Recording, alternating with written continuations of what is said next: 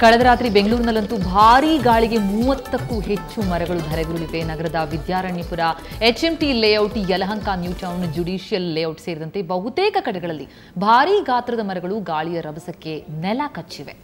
ಮರ ಬಿದ್ದ ಪರಿಣಾಮ ಸುಮಾರು 30ಕ್ಕೂ ಹೆಚ್ಚು ವಿದ್ಯುತ್ ಕಂಬಗಳು ಧರೆಗೆ ಉರುಳಿದ್ದು, ಇದರಿಂದ ಕಾಂಪೌಂಡ್ಗಳು ಕೂಡ ಬಿದ್ದಿವೆ. ಅಲ್ಲದೆ ಹಲವೆಡೆ ರಾತ್ರಿ ಇಡೀ ವಿದ್ಯುತ್ ಸಂಪರ್ಕ ಕೂಡ ಕಡಿತವಾಗಿತ್ತು. ಸ್ಥಳಕ್ಕೆ ಆಗಮಿಸಿದ ಬಿಬಿಎಂಪಿ ಅರಣ್ಯ ಘಟಕ ಸಿಬ್ಬಂದಿ ಹಾಗೂ ಬೆಸ್ಕಾಂ ಸಿಬ್ಬಂದಿ ಪರಿಶೀಲನೆ ನಡೆಸಿದ್ರು. ಅದೃಷ್ಟವಶಾತ್ ಘಟನೆಯಲ್ಲಿ ಯಾವುದೇ ಪ್ರಾಣಹಾನಿ ಸಂಭವಿಸಿಲ್ಲ.